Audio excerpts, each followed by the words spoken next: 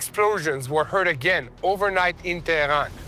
The Israeli Air Force continued operating deep inside Iran, while the American military held its pressure ring from the sea, from the air, and across the wider region. At this stage of this war, this is no longer just about another launcher, another warehouse, or another command center. This is an effort to strip the Iranian regime of its abilities to keep functioning, keep producing, and keep launching, and keep its proxies alive. And the question now is not only how much firepower Iran can still produce and launch, but how much more this system can absorb before it begins to crack from within. I'm El Pinto, and this is your underground report, where we cut through the whole noise and give you what's real.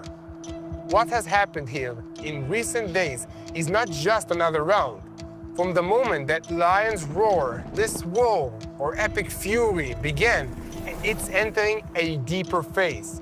Israel and the United States stopped looking only at what Iran could fire right now and began dismantling what would allow it to fire tomorrow and also the day after and a week from now. First came the launchers, then the air defensive systems, then the command centers, then the internal security bases, the besiege, the operational networks, the production sites, the airfields, the storage facilities, and the maritime space that keeps all of this open.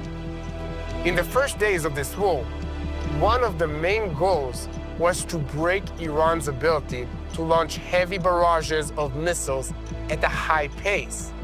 In Israel, there was a clear understanding that if that launch network was not choked up early, then Israel and the home front, basically the civilians of these countries, would be under attack and would be dragged into a routine of hundreds of launches every single day that will produce casualties in numbers that we can't even imagine. We saw launcher hunting in western Iran, strikes in underground facilities, and continuous tracking of anything that moved, operated, or engaged from closer to a launcher. Can be even the underground facilities that the launchers were stationed in.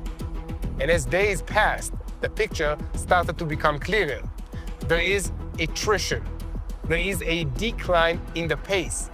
There are areas inside Iran that are no longer working, no longer able to create any kind of threats to Israel. Then the campaign moved up one level. The strikes no longer focused only on the single launcher. They moved to the whole system. I'm talking about production sites, emergency bases, internal repression headquarters, besieged compounds, infrastructure that keeps the region and this regime standing from inside. Airfields and operational spaces used not only by the Iranian Air Force, but by the forces that moves the weapons, money, and the terror that Tehran and their proxies across the Middle East are producing. One of the standout strikes was the hit on Merhabat, in the heart of Tehran, where aircrafts tied to the Quds forces and its regional transfer network were destroyed. That was not just a strike on the aircraft itself, it was a strike on an artery. Now, we need to stop on the other side of the picture, because Iran, as the pressure on it is growing, is firing more and more at civilian targets. As its regime and the systems are weakened, and it loses freedom of action in the air, at sea, and on land, and in the launch chain, it tries to hurt where it can still extract damage. Inside neighborhoods, inside cities, inside civilian areas, inside the ordinary lives of us, the Israeli civilians. That is why in these days, we are talking not only about brilliant operations deep inside Iran, but also about daily life under threat. safe rooms, shelters, running, tension, waiting, uncertainty. Israel has lived like this for years, but this war sharpened it all over again. This is a small country. There is no real far away here. It does not matter where you are, if it's in Bet Shemesh, 20 minutes from here, if it's in Jerusalem, if it's in the center, in the north, or the south. The threat can reach you. And one of the things to remember is that Israel is also one of the only countries in the world that built civilian protection systems over the years, almost as part of itself. I'm talking about safe rooms in every single house. One room is a bomb shelter. In my house, it's my baby's room. There are protected safe spaces in buildings and also in neighborhoods. Not because it's convenient, but because it is a reality. But even that protection does not make life normal, because even when the home is protected, the heart is not. Even when the door closes, the fear does not always stay outside. And that is exactly what we saw in Bet Shemesh, a devastating direct hit. A scene that shook an entire community. 9 people were killed in that missile strike, and many more were wounded. Even with walls, even with procedures, even with defense systems, there are moments when war manages to break through. And this is where the big story of this war meets the human story that we are telling today. Because in the end, Iran's missiles and Hezbollah's missiles do not land only on targets. They land on communities, on homes, on children's rooms, on families who do not know whether the next night will end with a siren, an interception, or a direct hit. And this time, we're not going down to the line to meet the soldiers. We're going down to the human outcome of this war, to the families, to the children, to the people who were uprooted from their homes and thrown in a single moment into an emergency life. Here, in the hotel in Jerusalem, are families that were evacuated from Bet Shemesh after the deadly strike that shook an entire community. Families who in a matter of seconds had to understand that what remained, who was hurt, and how to leave their homes and enter a completely different reality of hallways, temporary rooms, suitcases, if they have anything left, and uncertainty. There are children here who saw too much, children who heard too much, and parents trying to hold themselves together so they can hold their children together as well and move forward. And this is where Shiloh Israel Children's Fund comes in. It works with children and with families dealing with trauma, with anxiety, terror, and serves the crisis exactly like this, where it's needed. Not on the level of a nice message, not as a slogan, but as real, professional, consistent, therapeutic work that understands that a child does not always know how to say what happened to them. Sometimes a child goes silent. Sometimes they fall apart. Sometimes they withdraw. Sometimes they're afraid to sleep.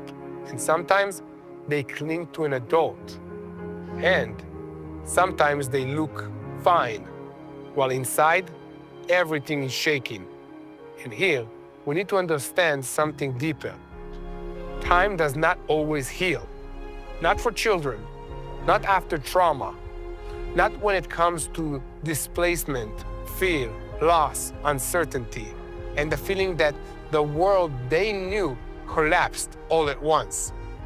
That is why early intervention is so important. Not a month from now, not when things get, so to speak, quiet. Now, when the inner system is still shaking, when you need to reach the child and the family before the wound settles deeper.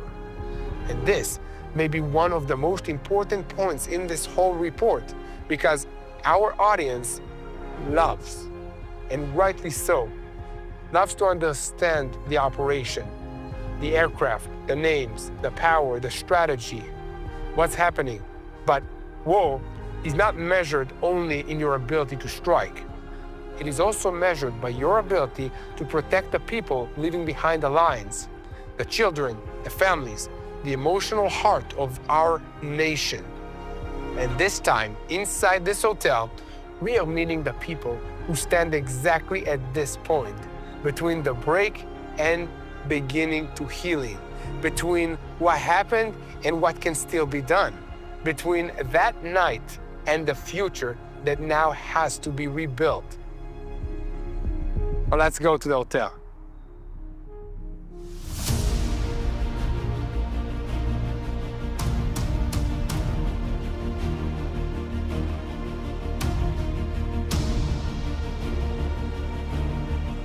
Hey, how are you? Good. Thanks for having us here. It's our pleasure. It's really important to see what's going on here. Oh, definitely. Okay, so just for you guys back at home, we just arrived at the Prima Hotel in Jerusalem. And today, this hotel, in the last few days, I guess, has been housing the children and the families that were hit by a direct Iranian missile in Bet Shemesh. That's right. Yeah, we have about, there was actually about 600 people that were evacuated from their homes. In this hotel specifically, we have about 150 families staying with us. Okay, I want you to show me around to see what's happening. I'll show you what's going on. So we're in the area that has, hotel has become like a school and a daycare for children, because obviously, as you know, when children are out of their homes for a long time, they need to be, doing something, they need to be kept busy. So we try to give them some semblance of life. There's a wide range from babies until 18-year-olds. So, we have to make small groups to, give them the, it's not like a full class, but it's, so we have about 85 children in this hotel. 85 children? Yeah. Wow. What do you see that is most needed to help with these children? So what children really need right now is they need, the tools and the help to give them back that sense of safety, the sense that somebody's there for them. So it's important to give them, we have therapists working with the children in very creative ways, music and art and drama, and just, one-on-one, some group work as well, to try to work through the crazy trauma that they experienced that day in Bet Shemesh, and also trauma being, evacuated from your home and being placed in a different place. It's not an easy thing for a child. So let's go inside, sit, and keep telling me more about the war. We can't forget the fact that we've been at war for 2.5 years now. We call this the Iran War. The last one was the Iran War. But, if you remember what happened in the middle of the night, there was a siren, or this time it was the morning, and everybody woke up and looked and, we're at war. But, weren't we saying we're already at war? We've been at war for so long. What, this is a crazy thing. What changed? Exactly. And this just shows the idea that we've been in constant trauma since October 7th. And the effect that that has on children is something that we have to keep in our minds. So, overnight, life changed, sirens began, people weren't leaving their houses, children were again running to the shelters, hearing sirens, not being able to sleep at night.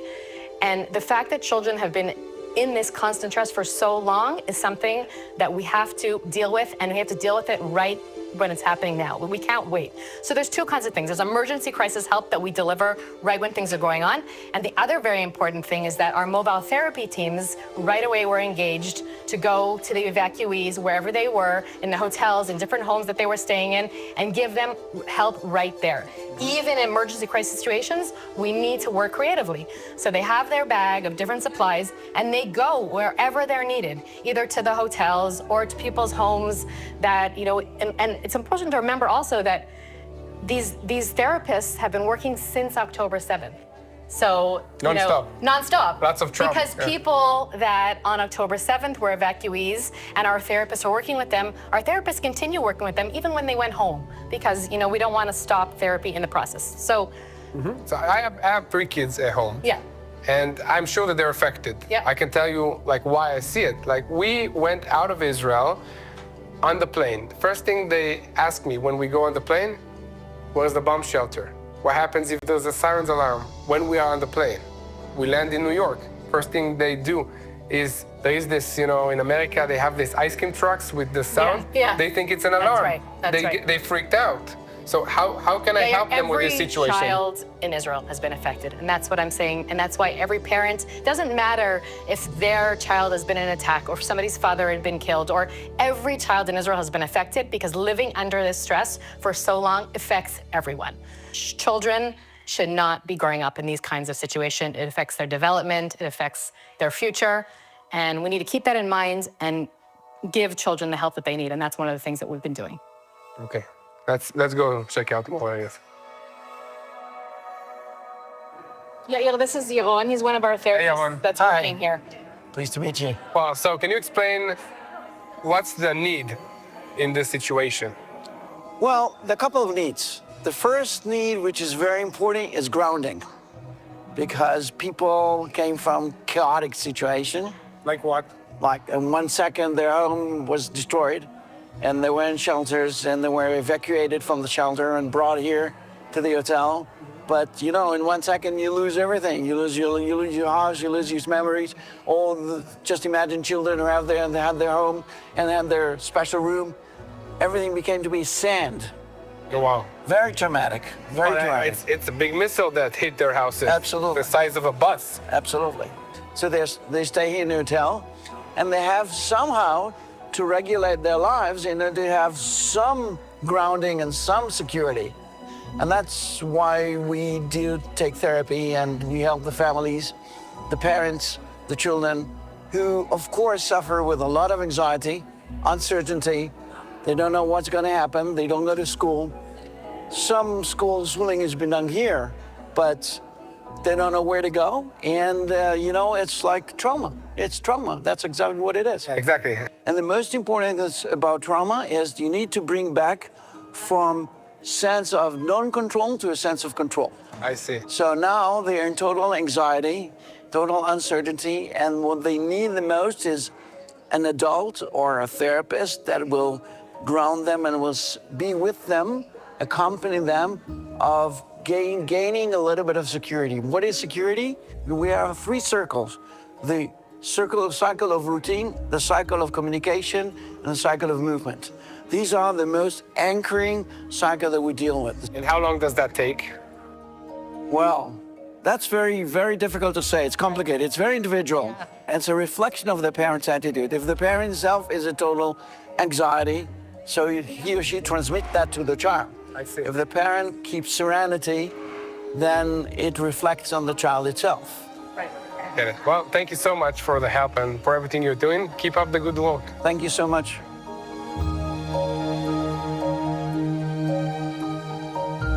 So I want to talk about this rocket attack that happened in Bet Shemesh not long ago, about 20 minutes drive from here. Right. I mean, first of all, what happened? Let us know. And then how did that affect one child? Explain about the feelings. How did you receive this child? And what's the steps that you take immediately after a 1-ton ballistic missile falls and explodes your house or the bomb shelter that you're staying in? Just like all of us, when the sirens go, when the missiles fall, we're in a number of different places. We could be in our beds, we could be outside, we could be in the shower, you never know, right?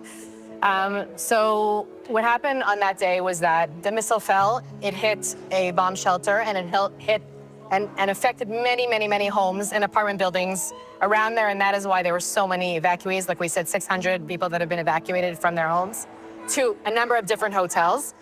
And on the ground, there's chaos, there's Home Front Command, there's the Ministry of Welfare, there's just a lot of teams coming and trying, first of all, to secure the area and make sure that they can go in and save other people that are missing and they don't know where they are. And then right away, there's a team that opens up a table to try to figure out, who's there, what do we do with them, where do we send them? It's a whole process on the ground. After, a few hours of just, meeting the people, figuring out who they are, figuring out where we're going to send them, then they're sent off to hotels or to different places. When we received the families at the hotel, it was really a scene that I'll never forget in my mind. You just see people coming completely displaced with nothing, looking for anybody who could give them some sense of security. I specifically remember one child who came in with his mother and two other children. I think he probably was about an 8-year-old boy. And he caught my eye because the look on his face was just something that like I'll never forget. And shortly after they came into the hotel, there was a siren. And that was one of the really, hard things, that these people are just coming off this scene of disaster, and we're saying, you're in a safer place, but yeah. And so, obviously we tried to get everyone to go to the shelter, and this boy, he specifically said I'm not going because that's where the missile hit. I'd rather just stay here. And we tried to explain to him that, that it's best, and yes, there was a missile that hit and people were killed, but you will be more safer and more protected if you go inside. Anyways, we got him to go inside, and then later on, it was time for everyone to go to their rooms after we got them set up, and he sat down on the floor in the lobby of the hotel with, total chaos around him, and he just started crying. And so I went to him and I said, what's going on? We have a room for you. Let's help you go upstairs. And he said, no, I'm not going. And I said, why you're not going? And he said, well, because when the missile hit, I was in my bed, and I just don't want to, I can't go. And this was a process that we started with him, and over the next few days, getting him to go to his room. He went to sleep with his shoes on because he was scared he'd have to run to the shelter in the middle of the night. And just working with him and his mother, trying to get, he needed to sleep, he needed to go, and so just trying to get some sort of normalcy into his pattern was really what we were doing for the first few days. So can you share with our viewers, we have millions of Christians around the world that are, first of all, praying for Israel, praying for the children of Israel. I think this is the #1 prayer that is going on in this country, for my kids, for all the children of Israel, for our team at TBN Israel here. I mean, what you're doing and how can they be part of it? So as you mentioned, Yair, we need your prayers and we need your support. And one of the best ways that you can help the children in Israel right now is by supporting us at israelchildren.org/help. Anything that you can do to contribute and help support our programs is what you can do right now to help the children in Israel. Pray, okay? This is a situation that needs a lot of prayer. And if when you pray, God is telling you to seek and to do more than that, you can support. You can support Shiloh Israel Children's Fund by going to www.israelchildren.org/help. Again, that's israelchildren.org/help. Support the children of Israel so that they will have mental health and they can lead this country and defend all of us for generations to come. And now, this is where we need to pause for just a moment. Here in Jerusalem, families from Bet Shemesh are trying to recover after a devastating direct missile hit that shattered their communities, their homes, and claimed the lives of 9 residents. Many of the children here are carrying deep fear and trauma. Organizations like Shiloh Israel Children's Fund are on the ground helping them begin the long process of healing through professional trauma care and emotional support. But they cannot do it alone. So if you want to stand with these children and help them heal, please consider making a donation at israelchildren.org/help. Again, that's israelchildren.org/help. And now, let's return to the bigger picture, because what is happening here inside this hotel is not a side story. It is the story itself. When Iran weakens, it activates proxies. When Hezbollah fires, it is not only trying to create deterrence, it is trying to break lives. And when an Israeli family finds itself in a hotel room in Jerusalem with a child who cannot fall asleep, with a half-open suitcase by the bed, and with eyes that have not really come back yet, that is where you see the real cost of war. And that is exactly why the work of Shiloh Israel Children's Fund is so important, because it does not deal only with today's wounds. it deals with the question of what tomorrow will look like. Will that child remain trapped inside this moment, or will they receive guidance, listening, treatment, and tools that let them begin to return to themselves? And this is also the point that our viewers, you, in the United States or around the world, need to understand. Supporting Israel is not only supporting its security system, it is also supporting the children, the families, the resilience, the future, because a country can intercept a missile, but to heal a child's heart, you need people, you need professionals, you need community, and you also need friends around the world who do not look away.